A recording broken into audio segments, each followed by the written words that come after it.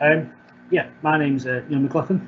I'm a WVD Citrix Architect at a company called Citrix in the UK. So yeah, let's get on the presentation. Just welcome to the SharePoint conference. So mark the calendar for the next one in March the 23rd to 25th. So should be good. Okay.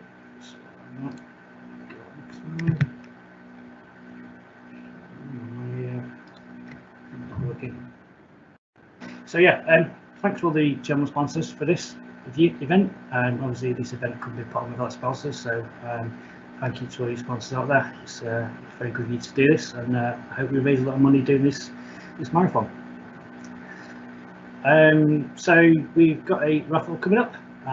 So there's visitors, vendors booth, submit your answers to in the raffle. So I believe that'll be again after my presentation as well. So keep your eye on that. There's a link in there as well. There's also a charity, so there's some relief fund there you can send money to for charity. So click on those links and donate if you can. I'm sure it'll be very much appreciated. So yeah, I'm Neil McLoughlin. I work for a company in the UK called New Signature. We're also in America, so I'm a Citrix and Windows Virtual Desktop Architect. It's a new role that I've been doing for approximately 2 months now, and so still getting my head around WVD.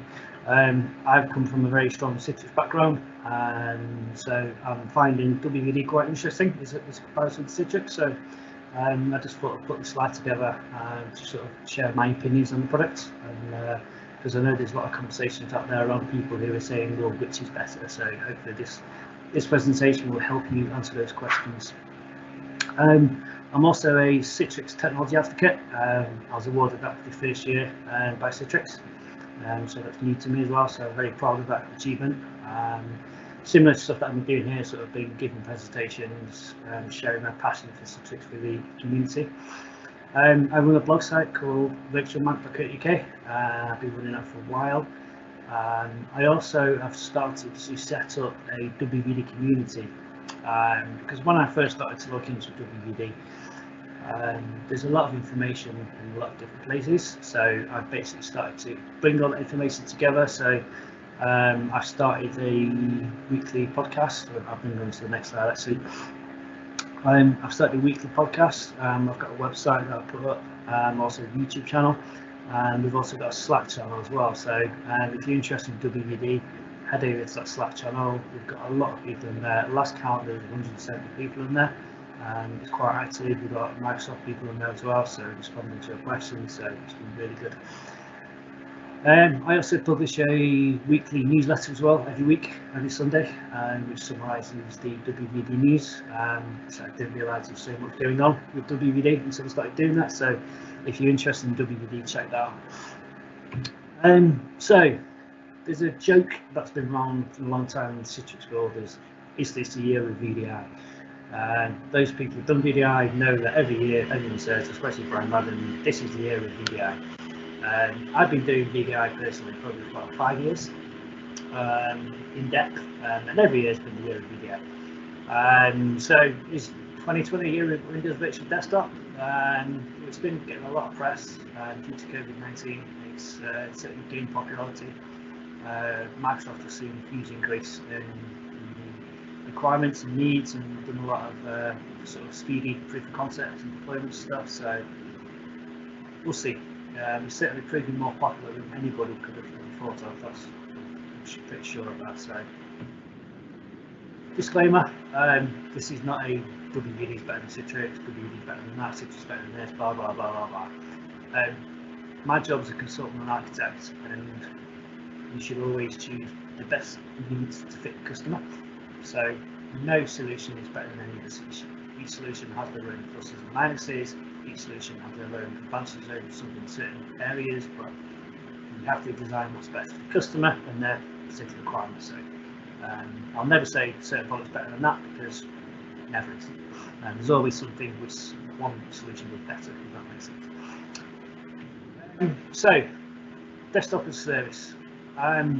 When I first heard of desktop as a service about 5 years ago, I was like, why the hell would you want to do that?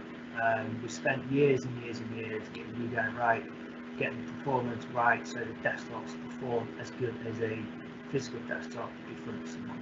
So why in the hell would you want to have a desktop that you've spent ages getting perfected, stick inside of the data center that's halfway across the world with 100 millisecond latency and expect it to perform best? That was what I thought when I first started looking into that. When you look at the actual advantages that it brings you, you can quickly see why it's become such a popular option, especially in the current climate world. So, we can scale quickly. So there's no physical tin effectively, so you can scale as much as you want to. If you want to deploy 5,000 desktops over the weekend, you can do. You don't have to order any physical hardware to get it into your data center, cable it up, all that stuff. You can just deploy it in the morning.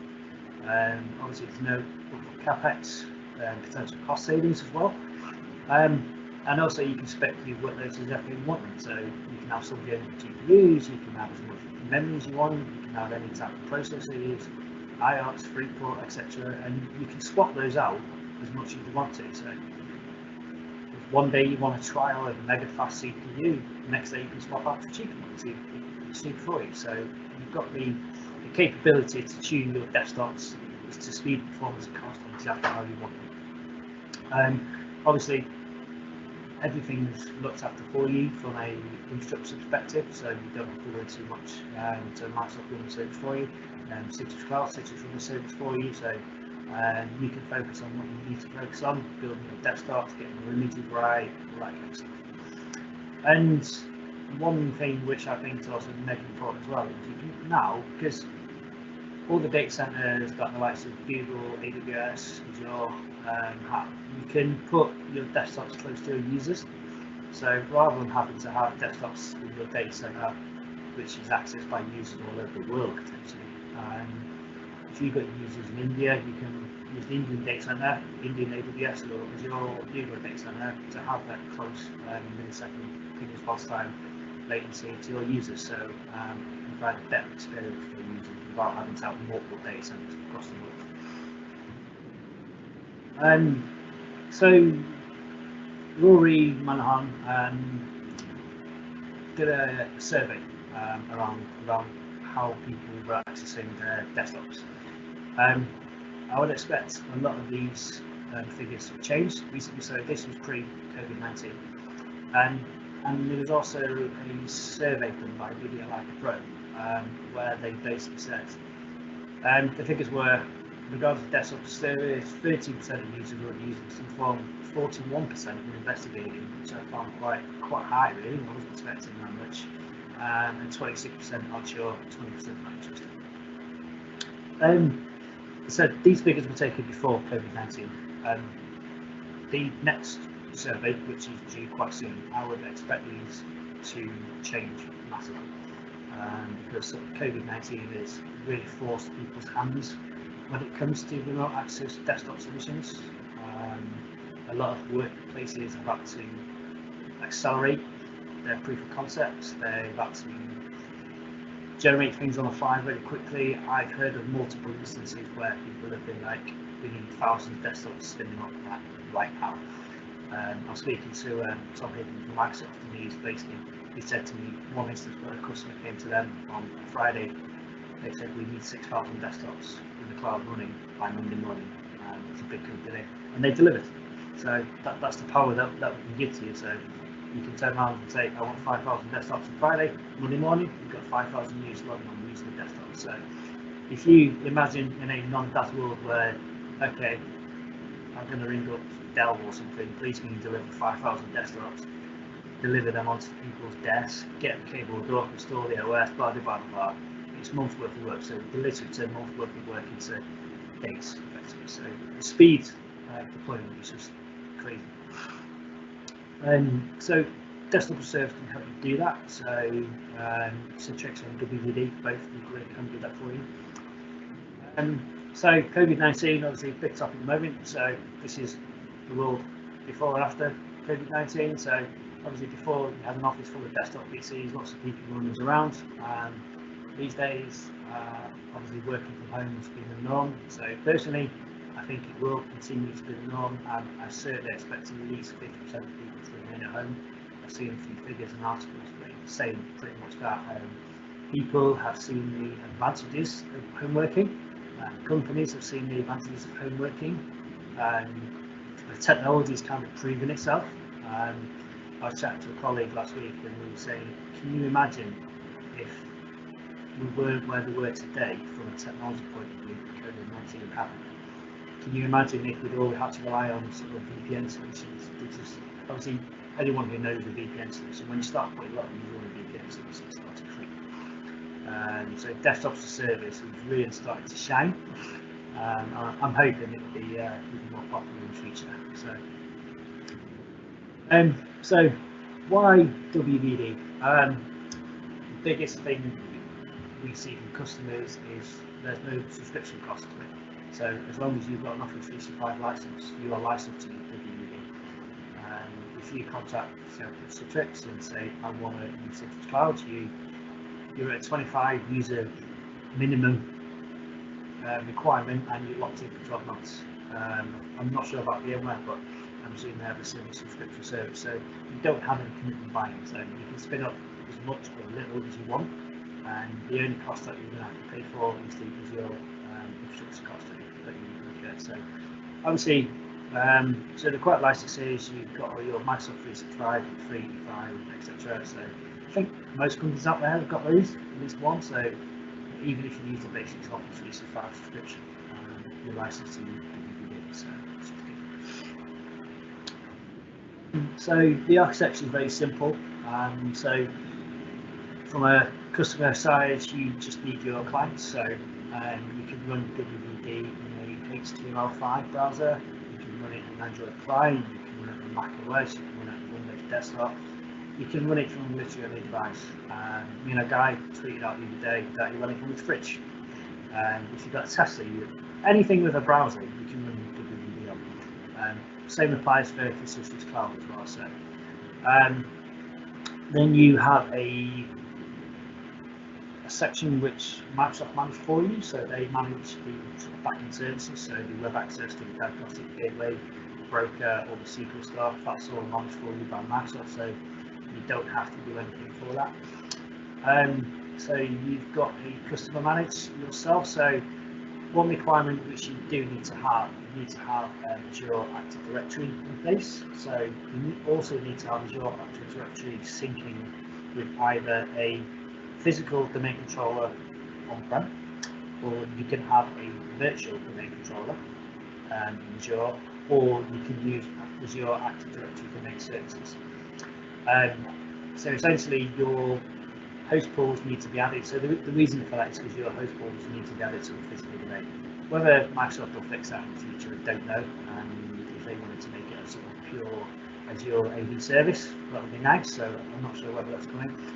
But for the time being, your users have to sit in the Azure AD. So if you've got another domain which is connected to the inside Azure AD sync installed and syncing.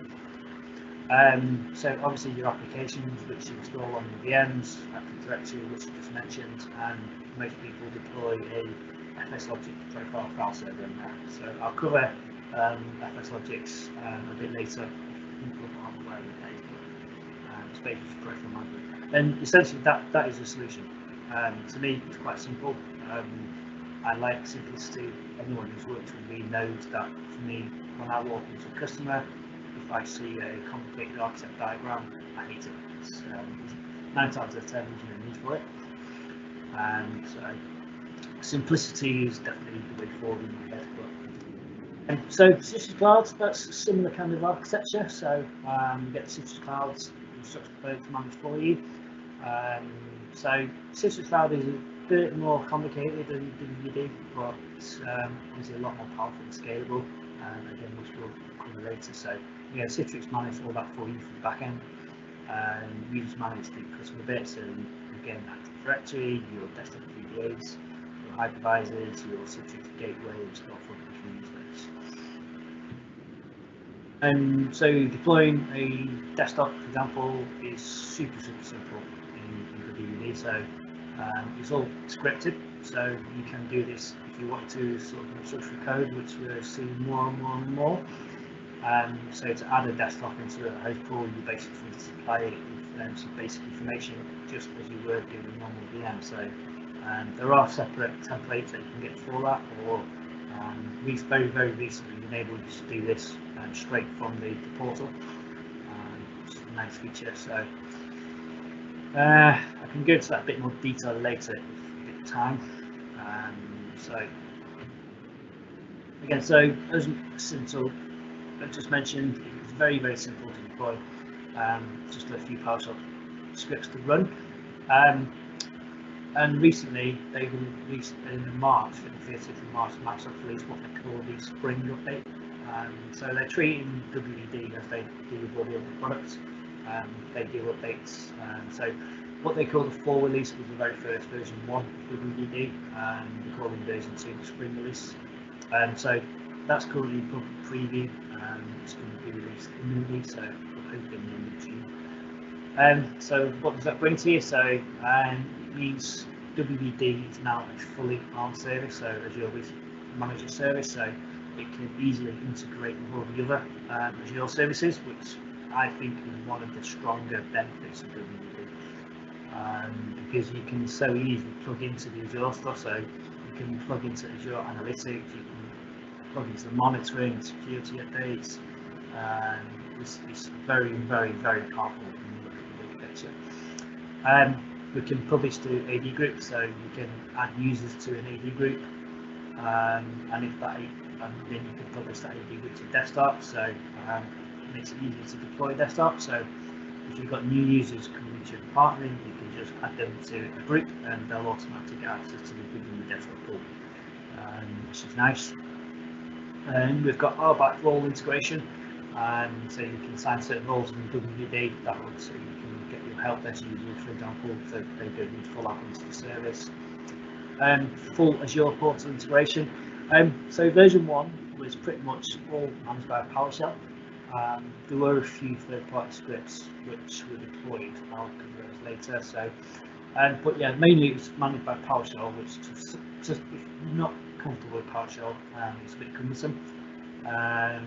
But this latest update is fully managed within the portal, so you can go straight to the portal, you can create a host pool, you can add host pools, add users, add applications, all that kind of stuff.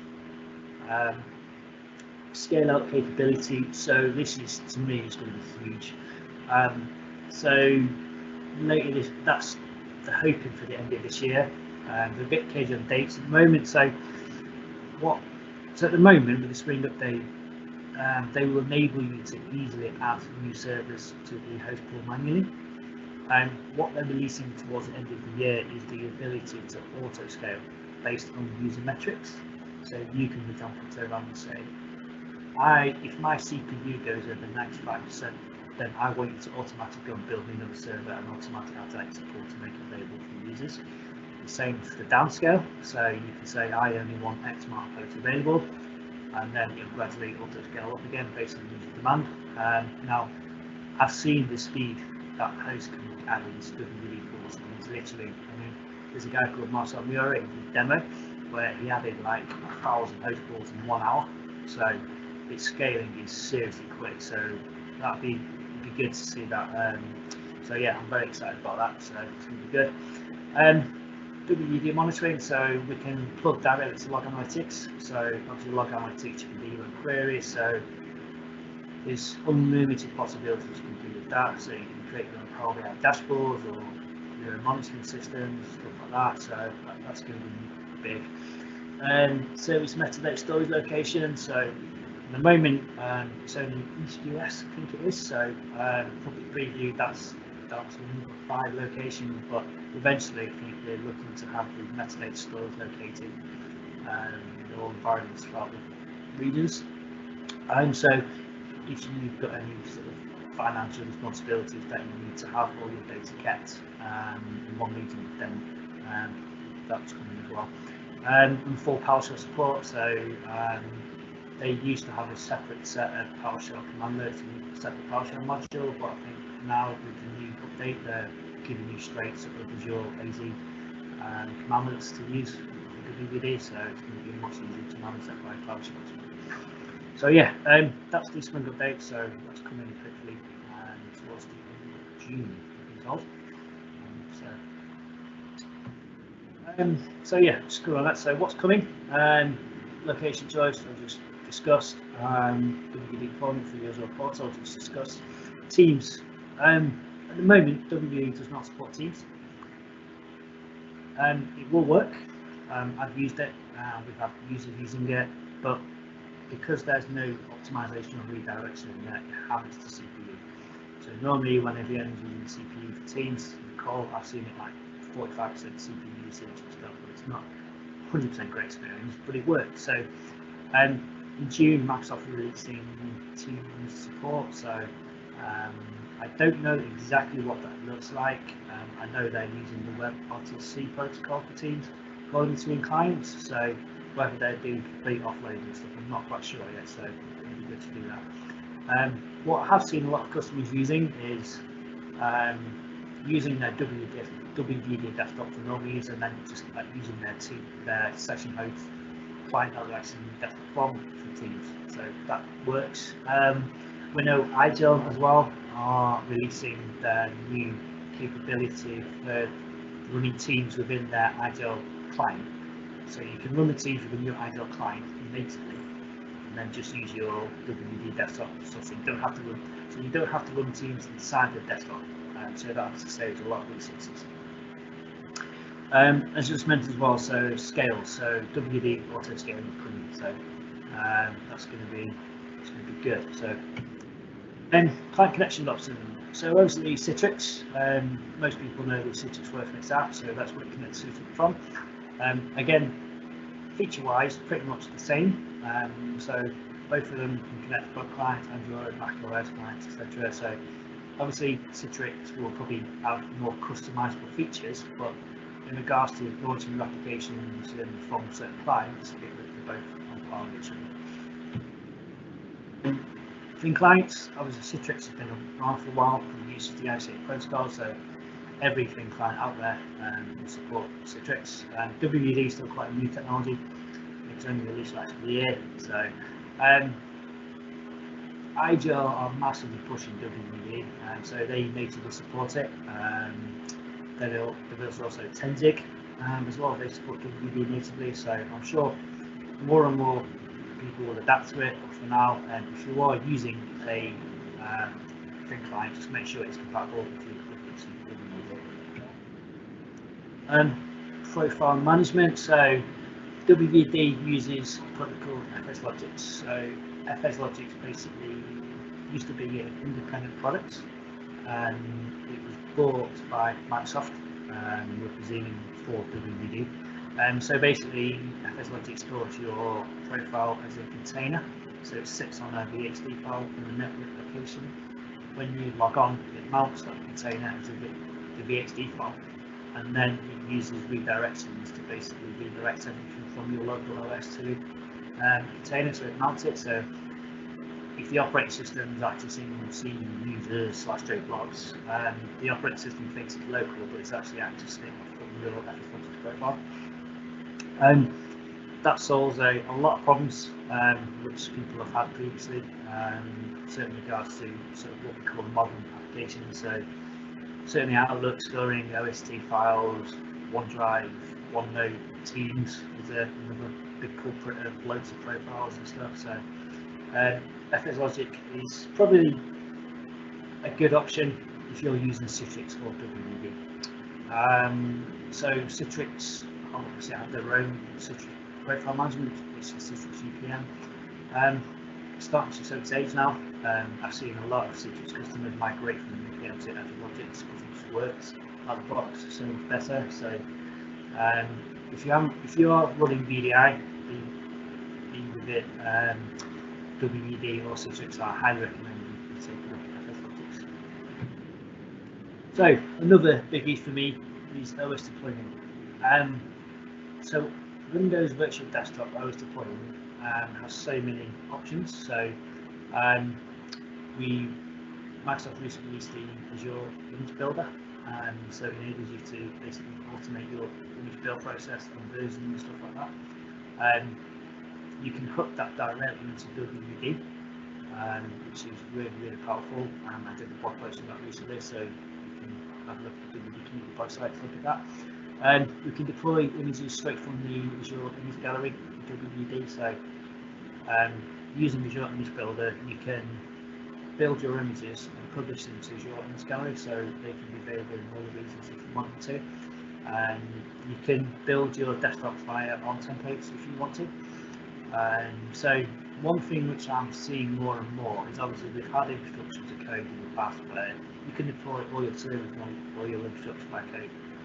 I'm starting to see that WVD, where we are literally building up complete end-to-end by code, which to me is just amazingly powerful. So if you think you can save all your desktop state as code, if you need to rebuild your desktop, if there's a problem, just run that code, boom, off you go, just go and put your desktop together. I've seen customers basically running into Azure DevOps pipelines using WVD. So I was speaking to one guy who deployed it to one customer, and they've set up their WVD pipeline to go on automatic, basically. So once a month, it automatically builds a VM with the latest updates, sends it to the test. User gets an email, tests his desktop, we test it with this pipeline. Yep, off you go. Happy with it? Yep, off you go. Boom. And it just goes and builds the rest of the host pool and updates host pool automatically. The IT guys don't have to do anything. It's totally automated. So that's the power of what we're seeing. Obviously, if you want to, you can do it straight from Azure GUI. You can build desktops. Terraform, Packer, a lot of people are starting to build desktops for Azure. I just mentioned DevOps pipeline. So this, to me, is where I see the power of WVD compared to all the other products out there. Basically, the integration that you get into Azure and the automation is just mind-blowing. So it's something that I hope is going to see to get more popular. Obviously, Citrix Machine Creation Services. Anyone who's used MTS in Anglia, especially in the cloud, knows that it's a bit, it can get a bit dodgy at times, especially when it comes to auto update and stuff like that. So personally, I think if you get your image right, if you can get your image automated, then I don't see any reason why you can't rebuild your desktops every month using automated pipelines. To me, that's very, very powerful. So to me, it's a win for WVD. Probably a bit more complicated to set up and get going, but once you've got it running, it's very powerful. Layer management, I think Citrix runs this one, because obviously it's more mature, it has a lot more features. So WVD as is still a bit immature product, but it's getting better. It has, I say, a lot of PowerShell support, managed by the Azure portal. There's an amazing tool out there, which Marcel Muir has written. It's called WVD Admin. So you've basically got all the day-to-day tasks that you have to do by PowerShell and wrapped it into this GUI tool that you've written. So from the tool, you can assign desktops, unassign desktops, regroup desktops, add users, create new session pools, blah blah blah. It's very, very powerful. There's also a couple of other companies out there. So there's a company called Nerdio. They do some really good stuff, where they're basically maybe giving you a portal kind of thing where you can do everything by the GUI. So they basically manage that, sell that to MSPs, so they sell to their customers. So Nerdio is worth looking at if you want a complete, easier to manage solution. Obviously Citrix, you can manage that by PowerShell as well. So generally day-to-day management by Citrix, you use Citrix Studio and Citrix Director. Both very, very, very easy tools to use and manage. So yeah, I think day-to-day in a large enterprise environment, Citrix kind of wins, which is kind of interesting because I know there's always been a Citrix versus Microsoft argument. Most people say Citrix comes into play when they need to scale an enterprise solution. I'm seeing the same thing with WVD, due to the day-to-day management toolset, but so WVD continues to get better, so hopefully we'll see that improve.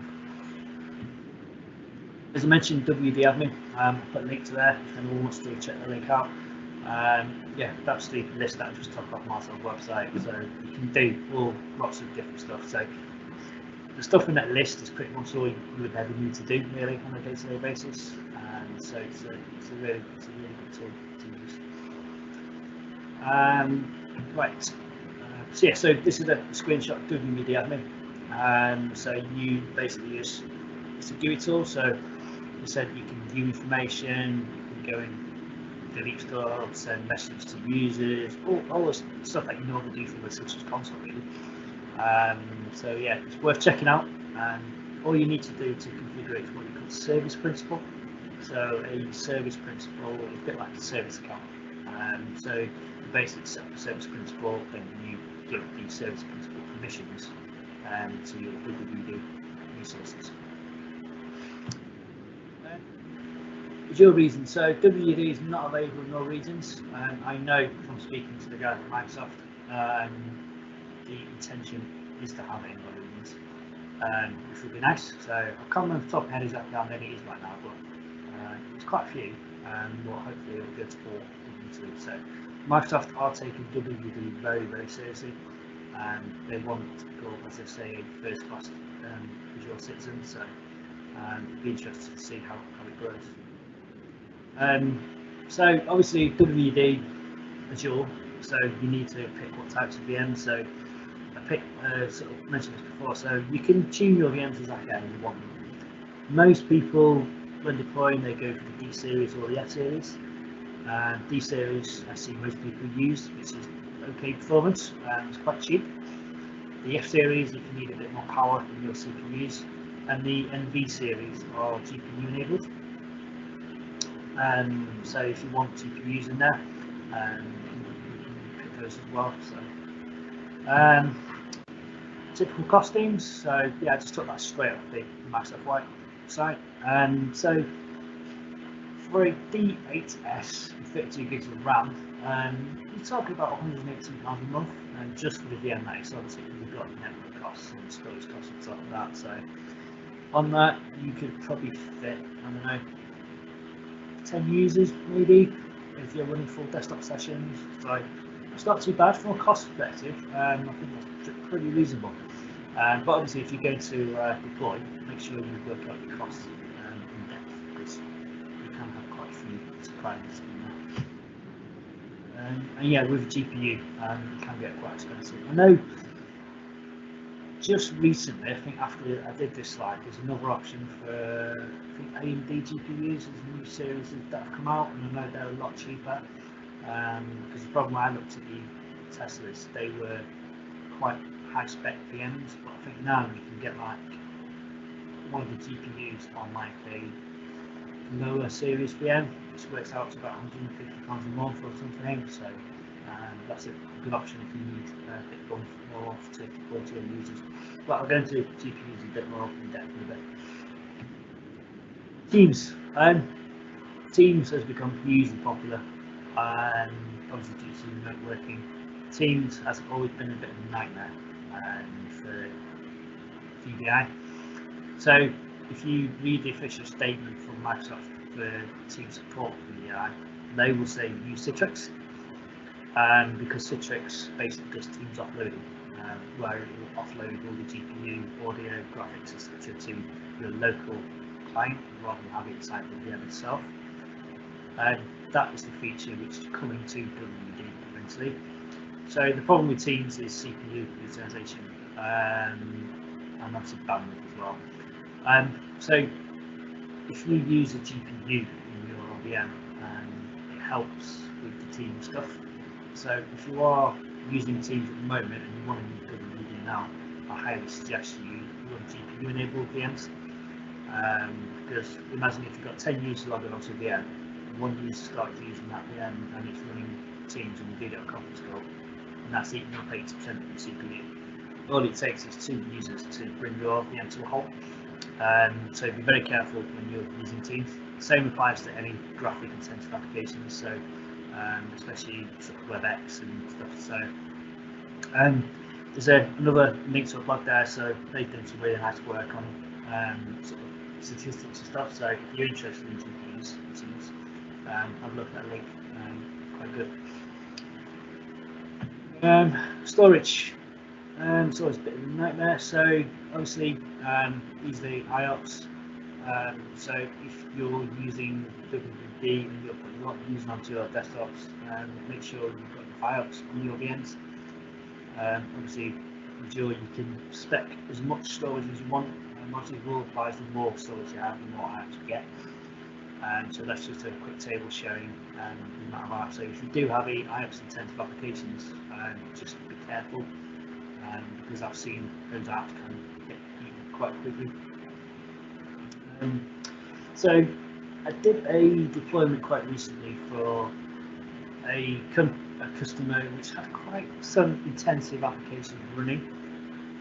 One thing which caught me out was if you deploy a desktop straight from the Azure into Gallery, the operating system drive that is installed is actually limited to 500 apps.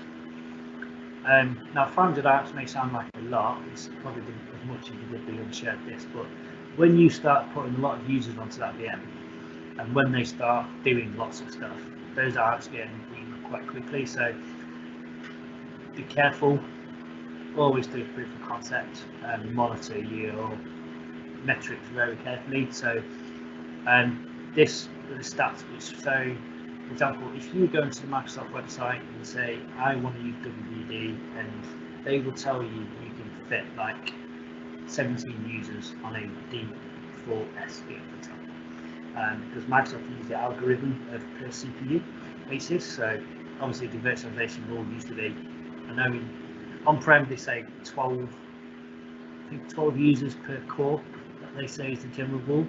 For WVD, I think WVD did some testing and they say more like 4 to 1. Personally, I've seen 1 to 1 is better.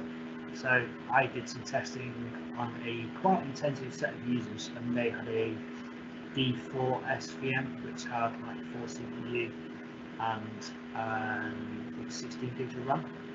And Microsoft was telling us they could fit 17 users onto that desktop. So what I saw was nowhere near that. So these are stats. So yeah, with 7 users, we were hitting pretty much 100% CPU usage, and users were complaining of lagging and stuff like that. And when I looked at the IOPS as well, they were approaching that 500 limit quite often. Obviously, you have your little burst capacity there as well, but the users were complaining of really slow down.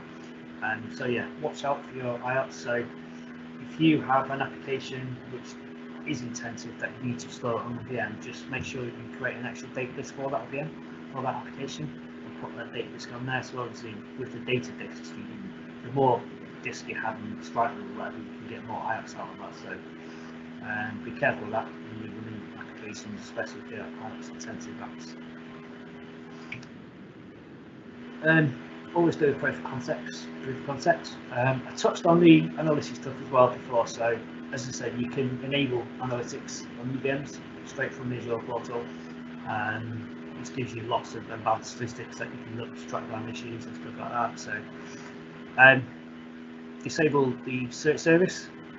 So as I mentioned in the previous slide about the IOPS usage, so that was actually due to the search service doing reindexing all the time for some reason. So always disable your Windows search service if you can.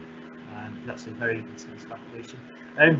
On a note of that, I've just noticed, I was reading the release notes for Windows 10 2004, which has just been released. It looks like they've done a lot of optimization on the Windows search service, where it will automatically notice whether it's using CPU and lots of apps and slow down apparently. So it's going to be quite interesting to see that. So always use optimization for your VMs. So I don't know if you've heard of it, but there's a tool called Citrix Optimizer.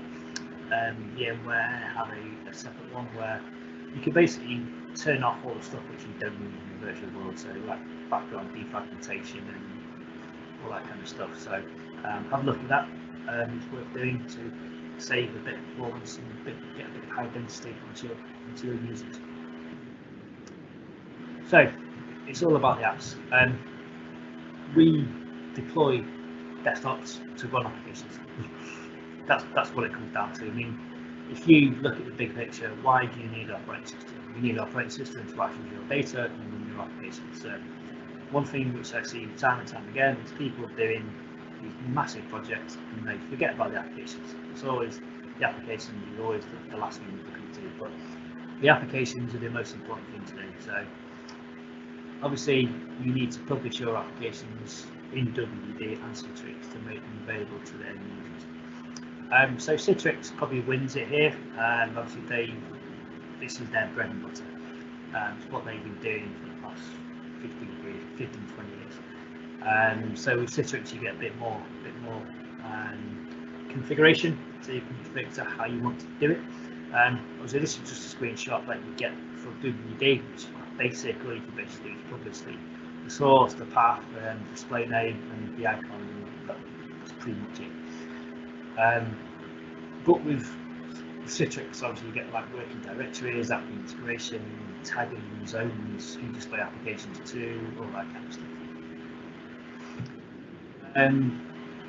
So this is how the Spring release is doing it. So you can have multiple desktop groups and host pools in WVD, and they will enable you to sort of convert it into one container class view, which is good. So there's a link to a blog post put on there which describes that in detail. So if you're a bit more interested about how to deploy your app pools in WVD, that's worth reviewing. And so one very good thing which is coming again hopefully this year is something called MSX Pack Attached. So I talked a bit before around MSX Pack Attached about FS Logic Profile. MSX Pack Attached uses the same technology, so it's basically container-based applications. So you publish your applications to a container. When you log on, a script runs, it attaches that container, and then it uses redirection rules to think that the application is still open. That sounds very simple, and it's ultra powerful. So if you think from a desktop view, you can have all your applications sitting on a file share. You don't install anything to your OS, it just sits in a file share. If you want to deploy your application, you just dump an application in a file share, add it into the script, use to log on, it's available to you. Very powerful. I'm very much looking forward to getting my hands on this and giving it a good try, because to have a golden image without any applications installed is like God, because it makes your image management so much easier, it makes deployment so much easier, and it makes, if you want to upgrade to like the latest version of Windows, just swap out the underlying operating system. So no apps installed, nothing to configure, just do it. So yeah, that's the way, that's how I see the future, but we'll see. So yeah, you can run. So how can you get there? So if you've got existing VMs, you can dump them straight into WVD or Citrix. So Citrix Clouds, you can migrate your desktops from on-prem Citrix Cloud. You can run your desktop straight to WVD using Azure Migrate. So on your desktops, you don't have to create new desktops. You can use Azure Migrate to migrate your desktops across into Azure. All you have to do is install an agent onto WVD. The agent registers your VM, goes to the host pool, and then it's available to use published applications too. So if you've got a load of legacy Windows 7 VMs, for example, you can just migrate them straight from on-prem into Azure, install the agent, and then they're available by the WVD broker. So quite easy to do. Working, so obviously Citrix used to have NetScaler. Anyone who's NetScaler is quite complicated. So even with Citrix Cloud, a lot of people choose to deploy NetScaler still on-prem because they get a lot of advanced features. One reason why some customers choose to use Citrix Cloud is because you can tailor the performance and network and stuff how you want to do it. So you use native Azure networking to configure your WVD network. So Azure Firewall, you can create VNets for your networking, so just as you would do with server VMs. So that's all highly configurable. So using network rules, use on-prem connectivity, using the same firewalls that you use everywhere else. So MFA works directly into WVD. so that's another bonus. So why would you use Citrix? Why would customers choose WVD over Citrix? Basically because of the advanced stuff that Citrix gives you. So you've got the app layering, which hopefully will be replaced by MSX Pack Attached. App monitoring. So I think Azure with log analytics kind of catches up there, but you may have to configure your own dashboards and stuff. MCS, hybrid clouds, you can't really do that, and so if you need hybrid cloud options, Citrix web workspace environment management supports it. That's cool. Auto scaling, so you can do that Citrix cloud, but it's coming to WVD. Citrix HDX technology, yeah, Citrix probably has the win there, because obviously the ICA protocol is very nicely bandwidth and friendly, but RDP protocol is getting better. Teams optimization, again, that's coming to WVD. Skype, yeah, that one with WVD. Session recording, you get that Citrix, Multisession, all that kind of stuff. This is how I see it, okay? So if you want a nice simple solution, it's not going to cost you a lot of money, has basic features, Zoe equals WVD. Just want to connect to your applications in a nice simple desktop solution, WVD gives you that, cheap, easy. If you want all the nice little features, then use Citrix, but it's going to cost you. So that's, from my simple perspective, that's what my view of it is. So this is the WVD ecosystem that I borrowed off someone else, and so that shows all the separate third-party integrations that you can get with WVD. So you could, from a feature perspective, you could probably get there as close to Citrix as you want to, but it's probably going to cost you a bit. Whether all the Citrix stuff, you get that natively, and so yeah, that's a good blog post to look at. So as you can see, you've got like the lead integration with your packet, DevOps, applications, monitoring, management, log analytics, Sentinel, all this kind of stuff. So Citrix WVD, I'll give you the old consultant's answer. It depends. If you've got a lot of environment with a lot of specific requirements, like security requirements, or you need certain applications to work in a certain way, Citrix is probably the one to go for. If you've got a simple environment where you just 200 users, want to connect your desktops or applications, you don't want to spend a huge amount of money or have vendor lock-ins, WVD is probably the answer. But there's nothing stopping you from mixing up both. If you want a nice simple solution for contractors to come in, for example, you just want to access their email, you can spin up WVD quite nicely, add a separate VNet, add it into your firewall, boom, done. That'll save you money on your Citrix licenses, for example. So yeah, it's a nice solution. So your Nirvana solution to me, your desktop's deployed unstructured code on a rapid scale. You don't patch, you just rebuild every month because all your apps are separate. Your profiles are sitting on FS Logic, so users keep their settings even if the profiles blasted away. Happy desktops, happy users. So to me, that's where we're trying to get to. It's where every time I do a design for customers, how I try to do it for them. Because I think the days of managing desktops are already gone, and we've got so much power and options these days that there's no reason why we can't do all this.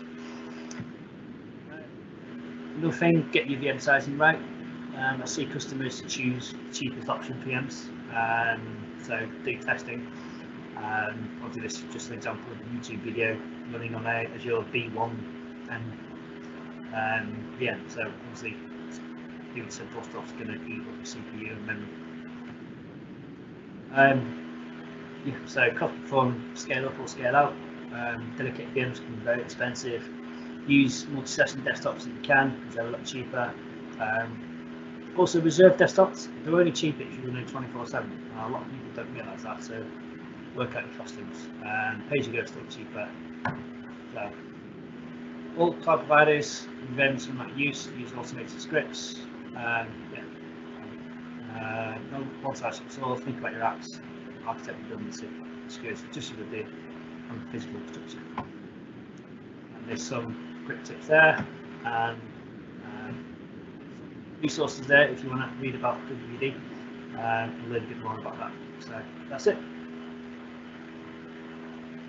Thank you.